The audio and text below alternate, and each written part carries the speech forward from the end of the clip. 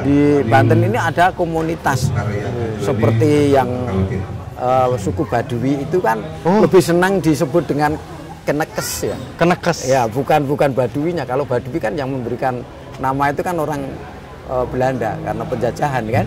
Mendukung. Nyatanya saya nggak punya konsep, nggak punya program untuk masuk Banten. Ini kan aneh kan? Tapi saya masuk di situ. Karena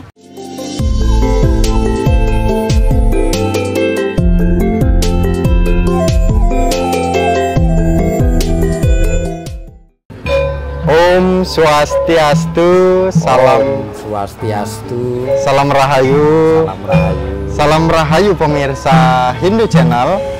Hari ini kita akan diskusi dengan salah satu tokoh Hindu Jawa yang kebetulan beliau berhasil dari kampung atau dari desa sampai ke pusat, sampai lagi ke kota-kota lainnya gitu.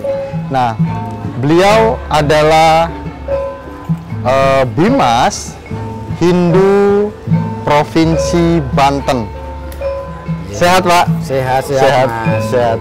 Beliau nama Bapak saya takut salah ya. Karena namanya gelarnya cukup luar biasa nih. Jadi tiang catet. Nah, kami catet nih King. Nama Bapak Dr. Andes Sunarto MPDH. Luar biasa Pak. Terima kasih. Hindu Channel sudah diberikan kesempatan untuk mewawancarai Bapak nih. Nah, kita hari ini akan diskusi tentang bagaimana memaknai upacara keagamaan Hindu Nusantara. Ya, sip. Monggo.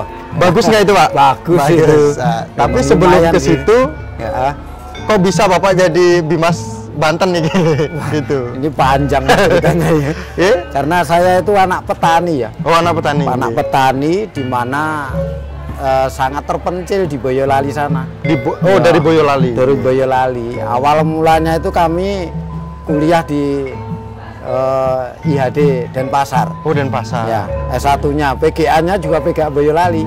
Ya. Kemudian lanjut setelah kuliah itu saya mendirikan pura di Boyolali. Oh, sebelumnya mendirikan pura sudah? Belum, setelah kuliah ini. Setelah kuliah. Mendirikan pura dan juga ikut merintis Sekolah Tinggi Hindu Dharma Klaten, Jawa Tengah. Jadi Bapak bersama Pak Sunarto Suwargi sama Pak Untung Setiadi waktu itu. Ya, sudah Suwargi semua. Kebetulan yang paling muda saya waktu itu. Yang paling muda. Sekarang yang paling anu ya. Sepuh. Jangan sepuh lah. Semangatnya luar biasa loh Pak. Sampai. Nah, sebelum ke Banten ini, sebelum ke Banten menjadi Bimas Banten ini, gimana prosesnya? Apakah memang langsung ditunjuk oleh pusat atau Bapak ke pusat dulu sampai ke Banten atau gimana? Saya awalnya itu staf di Bimas Hindu Jawa Tengah. Oh, Jawa Tengah. Jawa Tengah itu staf yang paling kecil pokoknya. Ya, karena ada sedikit perkembangan Hindu itu dinamis ya. Dinamis itu ada pro kontra dan sebagainya, itu wajar. Akhirnya saya dibawa ke pusat di bidang penyuluhan awalnya. Setelah penyuluhan 1 tahun, kemudian dikasih jabatan, dikasih pendidikan menengah, pemberdayaan kurikulum menengah. Itu 1 tahun saya ikut merintis PMA 56 yang menjadi pasraman-pasraman di seluruh Indonesia ini. Kemudian 1 tahun pindah lagi dikasih kelembagaan, di kelembagaan di Dijen Bimas Hindu juga. Oh, di pusat? Iya, kasih yang ngurusi tentang lembaga-lembaga di semua provinsi. Pada saat itu dirjennya Pak Wid? Masih Pak Widnya. Masih Pak Widnya ya, awalnya waktu saya di bawah itu Pak Yude Triguna. Oh, Widya. Kemudian di pusat ini ternyata juga ya dinamika juga. Dinamikanya luar biasa. Luar biasa. Akhirnya udah ikut lelang lah gitu. Oh, ikut lelang. Dibuka lelang waktu itu. Dibuka lelang pertama dan terakhir. Habis itu nggak ada lelang lagi. Saya ikut lelang, kebetulan Pembimas Hindu Banten itu meninggal. Kosong kan, dilelang, saya ikut di situ. Nah, ternyata nggak tahu jalur hidupnya, tahu-tahu saya di sini. Itulah karmanya luar biasa ya Pak.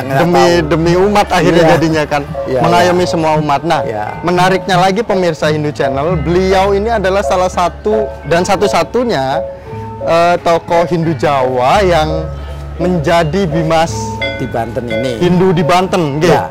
Nah, kalau Jawa banyak Mas. Jawa banyak, tapi banyak. Yang di Banten nih. Ya. Gimana kondisi di sana menurut Bapak? Maksudnya kondisi yang di mana? Ya, kondisi umatnya yang dimana kan Bapak lebih satu-satunya Hindu yang jadi bimas Hindu di Banten. Ya, awalnya apakah itu sama aja dengan Jawa? Beda ternyata. Beda amat ya. Saya sampai di Banten ini ternyata ketemunya dengan mahasiswa saya dulu. Anehnya yang Mojopahit ini ya, ini ketuanya kan salah satu mahasiswa saya dulu di Klaten. Di Klaten. Kejadiannya, saya ketemu di Banten juga ketemu staf saya, itu juga mahasiswa saya. Jadi ternyata orang-orang Jawa ini berkembangnya idealis. Ya. Dan satu lagi Mas, saya kemarin pulang itu pesimis. Generasi muda itu masih Hindu gitu loh, pikiran gitu, saya. Gitu, tapi Pak, ternyata di luar dugaan. Saya ngadakan upacara Pitra Puja untuk orang tua saya, yang hadir banyak sekali, 150 orang. Jadi kan itu satu desa itu, bayangkan. Sebuah kebanggaan juga itu Pak. Wah, ternyata saya masih banyak gitu loh, generasi saya gitu loh. Jadi saya tidak menjadi minder gitu. Ya. Nah, Pak Sunarto, kalau kita lihat seperti kondisi yang barusan Bapak ceritakan dengan umat Hindu yang nggak perlu minder lah gitu kan, tadinya yang minder jadinya nggak minder. Ini apakah upacara keagamaan Hindu Nusantara ini sangat penting menurut Bapak? Sangat penting Mas, karena upacara itu tidak hanya bentuk sesaji yang kita aturkan, tidak bentuk aktivitas upakara dan upacaranya itu sendiri. Tidak hanya tergantung pada manggala upacara, tapi justru memaknainya lebih dalam lagi. Ternyata di Nusantara ini ada kekuatan-kekuatan energi alam yang bisa dibangkitkan mendukung kehidupan Dharma di Nusantara ini. Jadi ada istilah di Jawa ya, lambang pinaka wulang. Lambang pinaka wulang, wulang pinaka lambang. Inilah Banten dan juga upacara sebenarnya. Makanya tidak salah Pak Arisade mengeluarkan wisama tentang kearifan lokal itu. Ya, itu nggak salah, sangat bagus, mewadahi semua kearifan lokal. Nah, apakah dengan upacara ini bisa dikenal atau bisa diketahui atau bisa menjadi poin besar bagi umat Hindu? Sangat bagus, sangat bisa diambil maknanya ya. Karena poinnya gini, dengan kita kan percaya adanya skala dan niskala. Jadi upacara ini menggiring energi di luar diri manusia untuk menuju pada Dharma di situ. Jadi kekuatan Dharma itu tidak hanya digiring secara skala, tapi niskala ini menggiring gitu loh. Sama kita percaya pada leluhur ya. Benarkah leluhur itu mengayomi kita? Nah, itu menjadi pertanyaan dan akhirnya ternyata masih membayang-bayangi leluhur itu ikut campur. Dan juga alam semesta ini ikut campur dalam mengembangkan Dharma. Nah, kalau leluhur ikut campur, kalau Pak Sunarto apa yang bisa dibuktikan dari Pak Sunarto bahwa leluhur itu mendukung? Nyatanya saya nggak punya konsep, nggak punya program untuk masuk Banten. Ini kan aneh kan? Tapi saya masuk di situ. Karena nggak punya. Waktu itu Mas, saya di Jakarta 4 tahun ya. Saya itu hanya bermodalkan 1 piring, 1 sendok, 1 gelas. Tapi ternyata saya bisa menjadi salah satu yang ada di Banten. Kan aneh. Kalau nggak ada campur tangan alam dan leluhur, itu nggak mungkin. Saya anak petani Mas. Itu kalau nggak ada campur tangan situ nggak ada. Nah, itu menjadi itu kan inspirasi atau motivasi Bapak nih. Tapi kalau misalnya untuk mengenalkan Hindu Jawa, mohon maaf nih Pak. Ini Bapak menjadi bimas aja ini sudah menjadi yang luar biasa di lingkungan yang baru pertama kali seperti itu. Seperti kita lihat ini adik-adik kita nih Pak, teman-teman sesepuh kita ini kan menjadi yang luar biasa. Seberapa besar dukungan Bapak dengan adik-adik kita juga?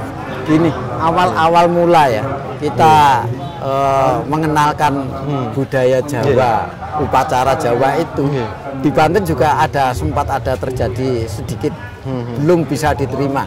Tapi lama kelamaan ternyata kolaborasi kita berikan support pada Majapahit ini. Awal-awalnya itu ini Mas, melakukan upacara wisuda bumi ataupun menjelang nyepi itu. Melasti dan itu kita aturkan gunungan dengan prosesi ala Jawa. Ya teman-teman yang berpakaian hitam ini yang melakukan. Kita hanya sedikit. Gimana modalnya? Ya kita iuran untuk menunjukkan bahwa kita itu Hindu, bukan yang lain gitu loh. Jadi dari sana. Untuk menunjukkan bahwa itu Hindu, seperti Pak Sunarto barusan sebutan ada gunungan itu kan salah satu bentuk upacara atau upakara atau pengaturan itu. Bali juga ada. Berarti ini kalau kembali lagi kalau kembali lagi ke topik itu gimana, Pak? Ya ini sebenarnya kolaborasi antara Bali dan Jawa ini ternyata bisa diterima. Dan kemarin juga sempat kita diterima dengan kolaborasi dengan Sunda Wiwitan. Ternyata di Banten ini ada komunitas seperti yang suku Baduy itu kan lebih senang disebut dengan Kenekes ya. Kenekes. Ya, bukan Baduinya. Kalau Baduy kan yang memberikan nama itu kan orang Belanda karena penjajahan kan. Ini kan punya tradisi yang dekat dengan Hindu. Lah ini yang kita godok. Yang kita berikan semangat, kita berikan support, ya akhirnya bisa. Tahun kemarin Piodalan di Tangerang ini di Tangerang. tiga Banten, Sunda Wiwitan, Jawa, dan Bali. Dengan manggala upacara pandita kita. Tetap kita koordinasi dengan pandita. Karena secara niskala yang tahu kan pandita. Kita harus mendekatnya ke sana, Mas. Dan lembaga Parisade ngayomi di situ. Ini yang membuat kita itu bisa besar gitu ya. Nah, Pak Sunarto, kondisi umat kita itu kan jika memang pemahaman umat kita itu yang sangat memprovokator dengan hal-hal yang ini sesaji tidak baik, ini bebanten tidak baik, ini sangatlah jelek seperti itu kan. Nah, sedangkan Pak Sunarto ini menjelaskan sangat jelas bahwa ini bisa dikenalkan kemanapun tentang upacara ini seperti itu. Nah, bagaimana cara Pak Sunarto untuk supaya generasi Hindu itu bisa ajak dengan upacara-upacara ini gitu? Kita ajak dilibatkan, Mas. Sebenarnya dilibatkan dan sebenarnya dengan channel-channel kami juga buat channel ya. Apa nih channelnya? Saya channel kalau Hindu channel kan punya sana ya, punya Pak Dewo. Saya juga buat channel Salaka Dharma itu channel saya. Tapi saya udah beberapa bulan ini berhenti karena kesibukan dan juga kerjaan kantor yang begituan. Nah, gimana Pak cara ngajak umat kita khususnya untuk meningkatkan upacara? Dengan media ini. Dengan media ini, medsos ini kan sangat kita bisa manfaatin. Ya, kita kenalkan pada generasi muda. Kita share di dalam YouTube. YouTube itu sangat membantu loh itu. Media sosial. Iya.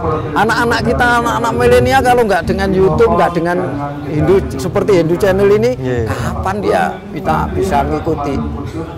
Dan jangan salah, Hindu yang paling kuat menggunakan media sosial dan media ini untuk mengkomunikasikan pembelajaran dan penguatan Dharma. Ini Mas, untuk memperkuat Dharma, pesan Pak Sunarto untuk umat Hindu dimanapun berada.